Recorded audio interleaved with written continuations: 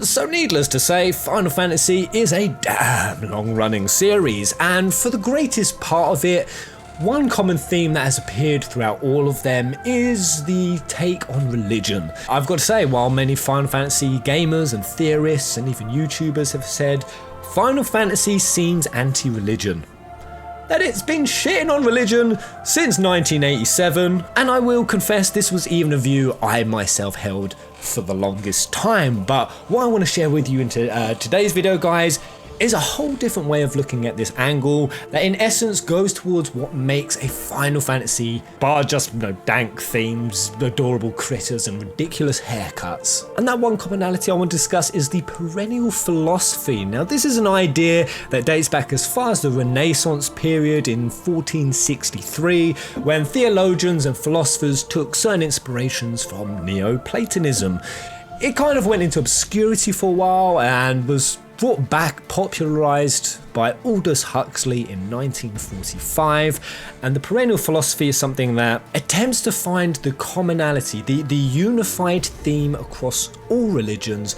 And indeed, I see this theme recurring in Final Fantasy. Now, this of course won't be the only occurring thing that makes a Final Fantasy what it is. There is a very distinctive plot pacing. There is the arcs of the hero, of the fall, of the savior to come, of birth and rebirth and death, and also those themes kind of appear in many different stories of religion. But the Perennial Philosophy is an idea that approaches the very essence, the core of divinity itself, of worship, of the metaphysical, the transcendental of gods. It's an attempt to explain the intuitive, experiential approach of religion, the unexplainable, mystical, divine experiences that reoccur in all of these religions, from the main ones like Christianity, Islam, Buddhism, Taoism, even things like shamanism and some of the more indigenous cultures and ideologies. But there's been so many thousands of religions that the very notion of a higher realm, of a higher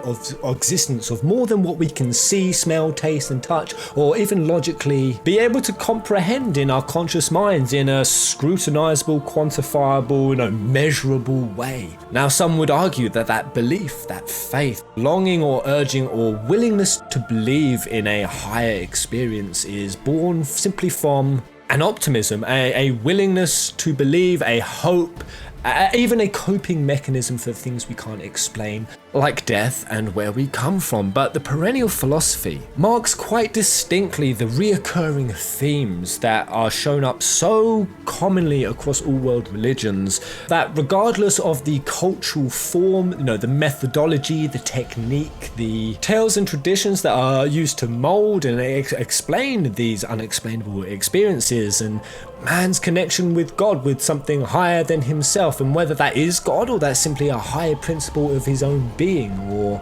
understanding of him being a creature of his planet, life of nature, whether that is something more close to universalism. An idea that kind of more supports that the whole world is a living, breathing entity, and that the universal reconciliation between man and that divine life source is paramount. And it wouldn't be far to point out right here and now, FF7 really goes into that theme with the life stream. But then you could even argue it goes in above and beyond, because then we go to Crisis Core, where we actually had a manifested goddess form of Minerva, which, by the way, I'm just gonna say I am super interested whether they'll include Minerva into the remake. I'm kind of highly suspicious that they will. I don't think they will. But what we do know we have is the Watchman of Fate that was introduced recently, and even that is a transcendental metaphysical concept, and how Cloud comes into being with it, into alignment with the life stream, and even the ancients themselves as lingering spirits on the planet who are protectors and connected to that source of life. It's a huge, if not integral, the most integral perhaps, theme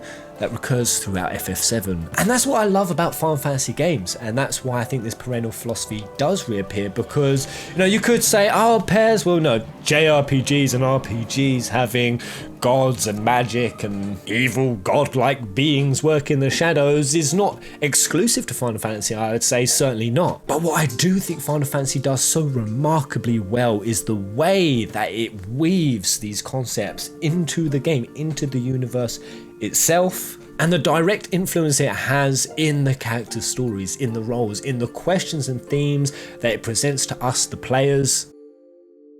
So none jump out to me with the Perennial Philosophy more than Final Fantasy X. It was so epically presented. So 10 has, of course, the religion of Yevon and the faith. And the distinction between the two, I think, is something that 10 and most Final Fantasies really dive deep into, because what is presented isn't just a one-dimensional view of these religions. We have characters like Riku, who are extremely skeptical, versus characters like Waka, who are following the institutionalized, organized religion aspect of it without question. In fact, through Waka, we kind of see what indoctrination and dogma kind of emerges when religion doesn't become a thing of personal self-journey and self-discovery. Yevon says this, Yevon says that. Can't you think for yourself? You badmouth Yevon, and that's all you can come up with. But that doesn't mean you should do whatever they say without thinking. Which is something the Perennial Philosophy really points towards, that there is something in the soul that when searching deep enough, finds something similar or even identical to a divine, unexplainable reality that when connected to all mystical experiences flow.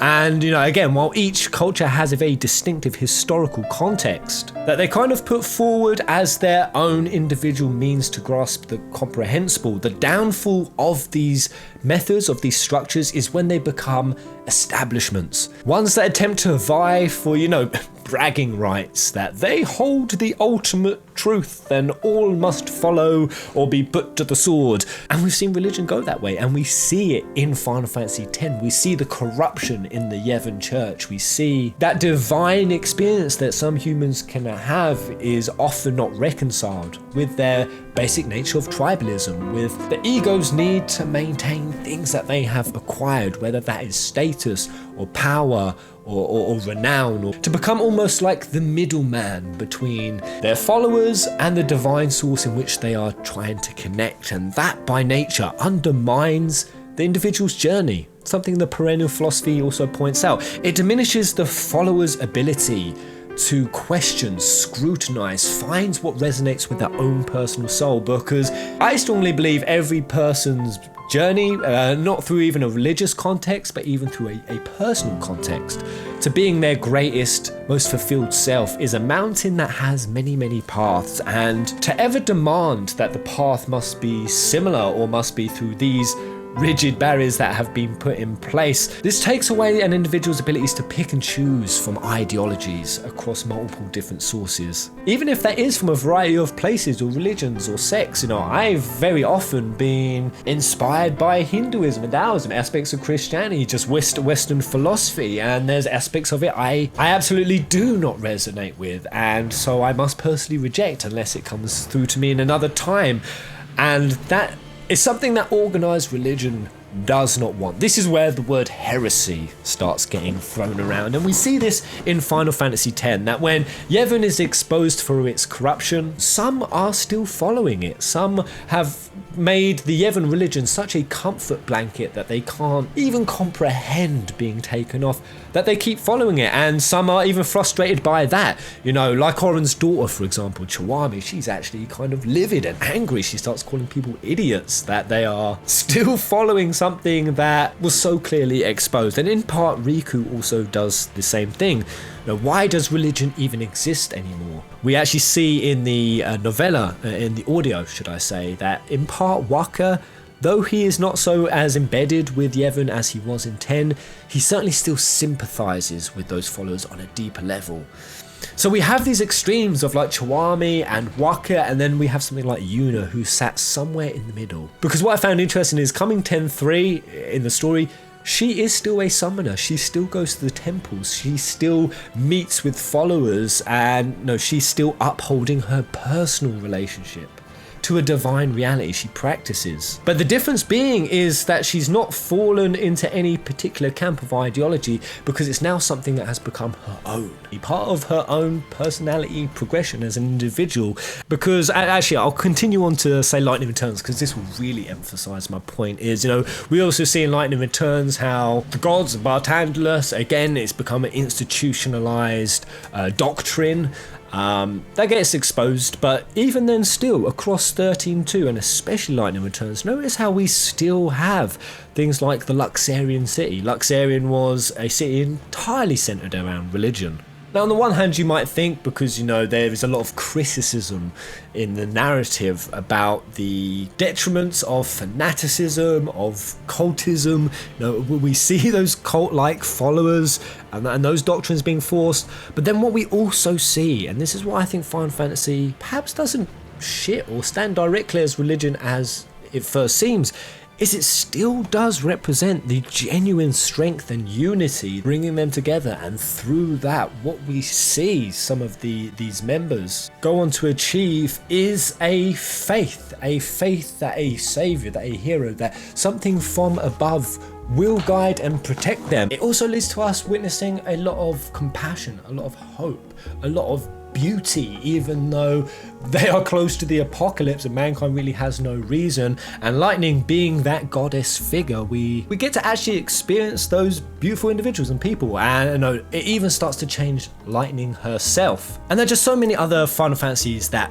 point to this in such a number of different ways and angles. You know, we could go to 9, which goes into the questions of what a soul is. Where does it go? What is its purpose? And we kind of see through like Kuja and Vivi, you know, one who doesn't believe they have a soul, the crushing despair that brings to their existence, versus someone like Vivi, who is actually able to accept the short fleeting nature of the time that they have left on this planet.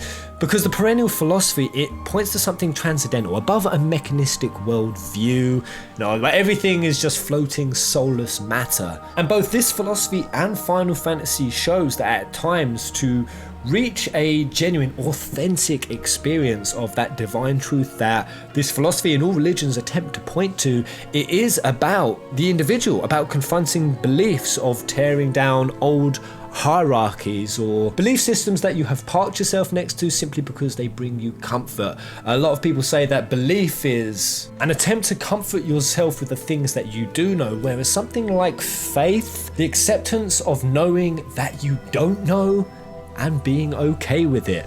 And we see something like that in FF12. You know, we have the Acuria in place, who have held dominion over Ivalice for an age. These are the gods being presented in a power-hungry, abusive way, just like we could even say the Warring Triad, who are locked in conflict in FF6, or even the Astrals in 15 is a great example. You know, the depth of corruption that goes on there, especially with Bahamut in the latest stories. And this is what I'm going to say, I'm just super disappointed that 15 didn't properly finish off the Dawn of the Future DLC, because again, it seems like it's dumping on religion, it's dumping on the point of gods, that these beings are utterly flawed in the very nature of their existence. But what the series does is it takes a viewing look through this kind of perennial idea to see that FF is really saying that religion itself is not the issue, that having a divine reality that exists in all of these games is not the issue. It's just that when those metaphysical beliefs or deities become seduced by power that goes unquestioned by the individuals who follow them,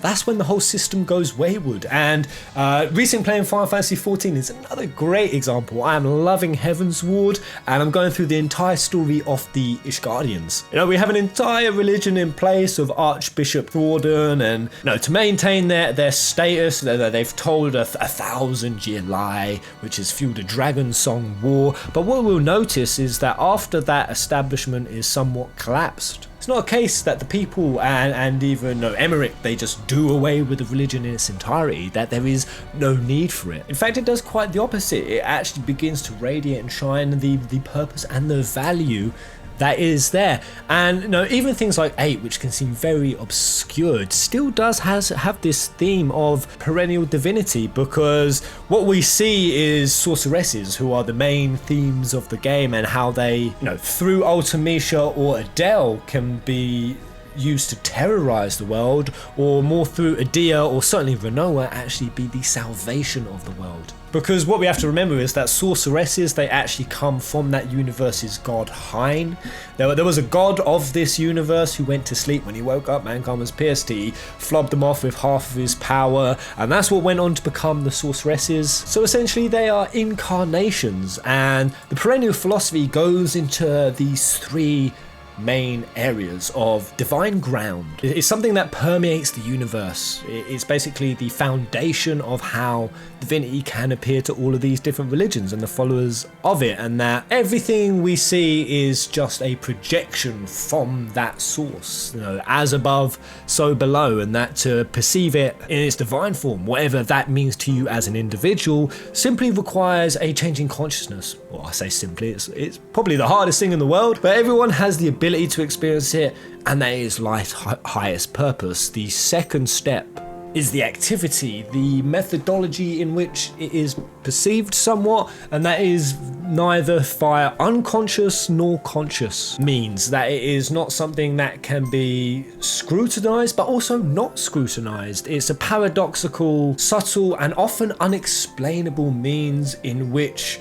the Perennial Philosophy appears to an individual. They're the experience that makes someone a lifelong follower, like say the Troyan priestesses in FF4, or the Church of Glabados in Tactics, or even the many churches we see appear in FF1.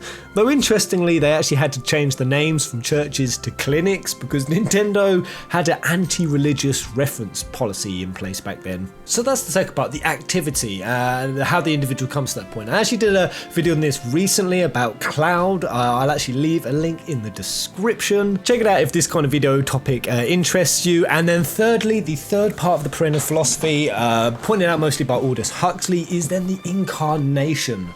Now, of course, he's talking about real world religions, and you know, there's always that figure, whether that's Muhammad or whether that's Buddha or whether that's Jesus.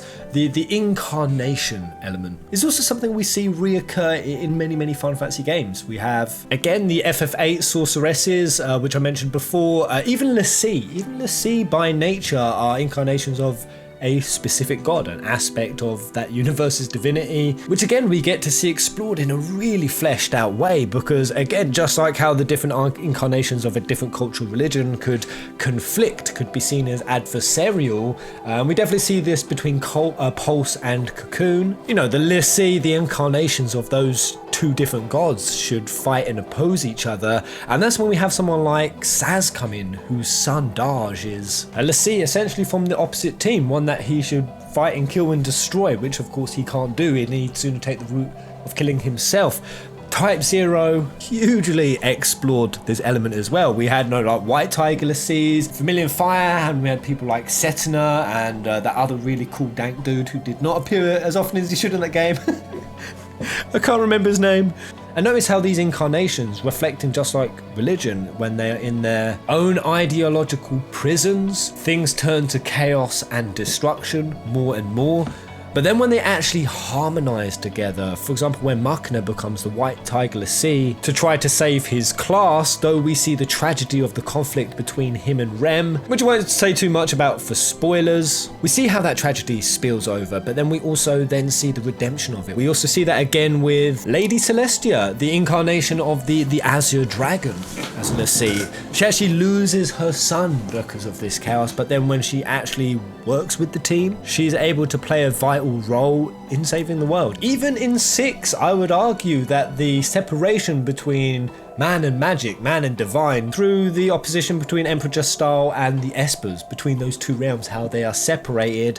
But then we see through Terra, who is half human, half Esper, we see the reconciliation between the two. And I could honestly go on and on all day, but I'm just looking at the recording time. Holy crap, I have gone deep with this. I won't waffle too much, but I think you guys get what I mean, that between all of these titles in the franchise, that all these recurring themes of gods and magic and religion have appeared so much, and I've always found it so intriguing and interesting, but I never really framed in my mind why. I'll be honest, being forced to church for like 4 or 5 years when I was a young kid made me quite resentful, and I think I kind of framed it as getting like a subtle kind of joy or humor or secret pleasure out of seeing these religious institutions getting so utterly criticized and exposed in these fantasy settings. But what I can also really see is the intricate and beautiful way that Final Fantasy and Square Enix and Squaresoft go about expressing the redemption of these concepts, be they spiritual, be they religious, be they God-based, or be they individual-based, just as we see appear in real religions. But we see that process of peeling back the layers of institutionalized doctrine, of corruption, of what strayed it from the value of what it was originally created for. Sikhism says that all world's religions are just individual streams flowing into one great ocean. I've also heard the saying, and I can't remember where it comes from, but that every religion is like the individual side of one glittering jewel. It shines in its own individual radiant color, and that when seen as a unified piece of the single jewel, it refracts and illuminates all the other sides. And I thought that was nice. And even though I wouldn't describe myself as religious in any particular way, I would say that message, that essence, does lie at the heart of many Final Fantasy games. And ultimately, just like these characters we see thrust into these divine magical realities, each individual has to seek out their own personal truth. There's a saying in Hermeticism that I really like, that all truths are but half-truths, that all paradoxes may be resolved, and all coincidences are just phenomena that have not yet been explained. So there we go, guys. I am done. Religion in Final Fantasy, oh god, pardon me, is neither being shitted nor unshitted on. It neither holds ultimate value nor no value at all. It sits in a colourful, well thought out middle ground that is designed and explored in a way to make us, the player, think. And it's definitely changed my view on things, but I want to know what you guys think in the comment section below. What specific Final Fantasy do you think portrayed its supernatural aspects the best way? Or if you've just got anything deep to share, I really want to hear it down below. But thank you very much for watching, guys. Comment, like, and subscribe. Come out.